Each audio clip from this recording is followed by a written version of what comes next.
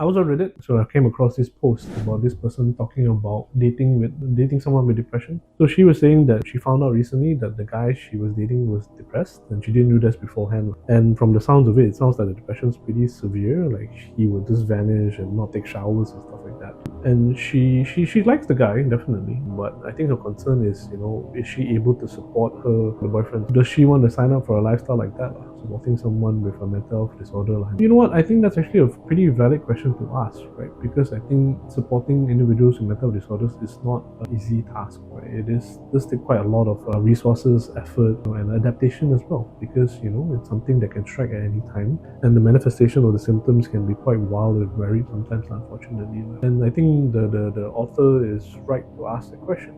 Because I think if you're not up for it, then you're not up for it. It is what it is, right? Is it unfortunate? I think, does that mean you leave your partner hanging? Maybe. It's a balance between what you can do for your partner and what you do for yourself, right? I think if you just continue to give and give and give and you don't feel fulfilled because of that, I can also engender a situation where now we not only have one depressed person, we have got two. And does that help anybody? So I think it's something that is worth thinking about. Whether or not there is a right response to this, I don't think so. I think it's one of those you do you kind of things, right? You have to decide for yourself whether it's something that you're up for or not. It's a bit different from someone who you've been together for many years, for example, and then they develop depression later on in their relationship. But if you're not ready right now, then this may not be the right time for this kind of relationship.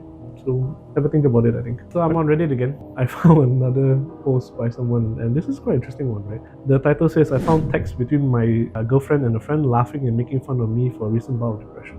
I think if you find messages or evidence that your partner has been talking about your mental health or or laughing about mental health behind your back, it's oftentimes not a great sign for things to come.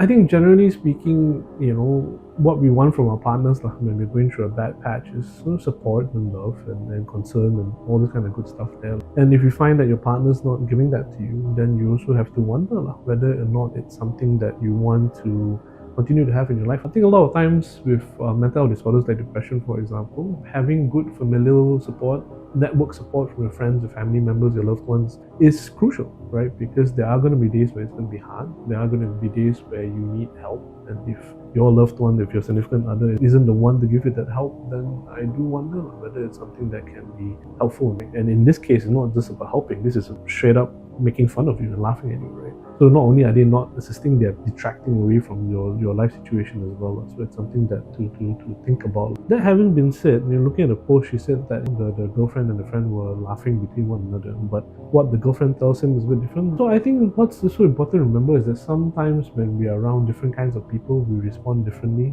So maybe that's just the way they talk. They're a bit more darker, more bleak, and they laugh about stupid stuff kind of thing, right? And if that's the case, then you have to make a decision. Do you take her as what you see in the text and make that part of her reality, or do you look at her as the person that she presents to you, who she wants to be with you? It's a bit grey in that sense, right? Does she have that inside of her? Yes. But don't forget, she also has that choice factor in this equation as well. If she chooses to disregard that part of herself and commit to you and support you and help you, fantastic, that's great, and that's okay as well. I think we all can have a dark side and a good side as well in that regard, right? Every time you open up to her, she seems disinterested. We need to figure out why and how come. It could be for many reasons. Maybe she genuinely doesn't care about you. That's one possibility, and that's why she's laughing at her friend about you and making all those snide remarks. It could be that, she is saturated. Maybe she's had a bad day and she's going through a rough time herself, and when you tell her this, it just adds on to it. She disconnects. What I'm trying to say here is that all these things that you know about your girlfriend, it's your perception, it's your take on what's going on,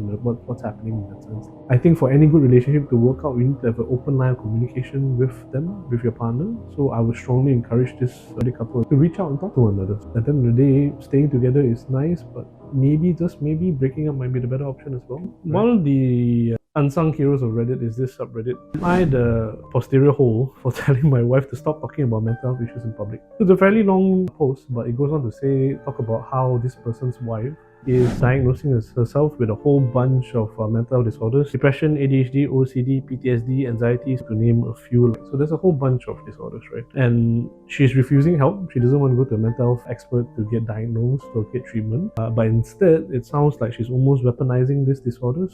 So she's telling her husband things like, "Oh, I can't do the dishes because I'm too OCD. It'll take me too long. Oh, I can't help out with paying the bills because I'm too ADHD. I can't focus." And she's going around using these disorders that she's diagnosed herself with as a form of like a flag to rally around, almost like, so she can get sympathy, interest from other people and things like that, right?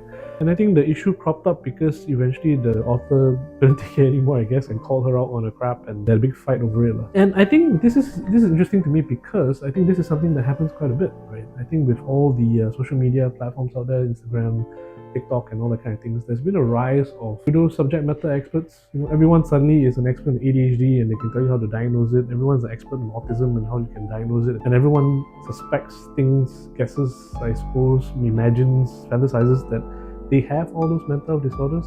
Now, I'm not saying that you don't have it necessarily, and I'm pretty sure there are a lot of people out there who are undiagnosed. And I think this post serves a good function or a good service in terms of highlighting or bringing awareness to people that these are all the kind of disorders that are available out there, and this is how they can manifest itself, which is fantastic. Don't get me wrong, I like that part. But I think the problem is that these pseudo subject matter experts that you see on social media does not also espouse the need for you to get diagnosed by a professional. For example, as a clinical psychologist, when I want to diagnose someone, I not only look at the symptoms that you're going through, but I also look at the background, the context in which these symptoms are happening. So, for example, ADHD is a really popular one, right? A lot of people say they've got ADHD. And one of the symptoms of ADHD is that you can't pay attention, or you find it very hard to pay attention. But one of the key diagnostic features of ADHD is consistency, meaning to say that you can find this inattentiveness in multiple situations. So if you've got a really, really boring teacher and you can't pay attention there, that doesn't make you mean you have ADHD. It just means that you have a boring teacher. Also, if you're doing assignments or homework at home and you don't enjoy them, of course you're going to find it harder to pay attention as opposed to the new League of Legends download. Of course, that's going to draw your attention a lot more. Of course, those are fun things. They're not anxiety-provoking things or tedious things. Does that mean you have ADHD? No, it just means that you don't like a teacher, which is absolutely okay. The element of consistency must be there, meaning to say that you are having social struggles in every situation, not just select situations, right? And if you're picking and choosing what symptoms to have it benefits you, I do wonder whether you have that disorder or not. And I think that's something that I am very passionate about educating people, because the more people who do that, the more people who claim they have autism, depression, whatever it is, when they don't have, it greatly diminishes the experience of those people who actually have it. So meaning to say, if everyone's autistic, then the people who actually have autism get disregarded or ignored, or worse still, get reprimanded. They're saying like, oh, or you're autistic, just get your act together and stop being so selfish and things like that, which is totally unfair because someone with autism has almost no control over what happens. So I think for this author and everyone out there as well, if you guys think you have a mental disorder, get yourself checked out. That's the best thing you can do for yourself, because best case scenario, you go see a therapist and you find out nothing going on, I'm perfectly okay. It's just that I've got a really horrible teacher or bad group of friends, that's why I'm not a very nice person. Great. Worst case scenario, you find out, you get resources, you get better, you get on top of things, right? And your life takes a better turn for it in that sense. So remember, go get checked out. Don't diagnose yourself. I also acknowledge the irony that I'm also on social media telling you about this right now, but hopefully because of my cleanse side, that carries that much more weight, hopefully. All right. Thanks, guys.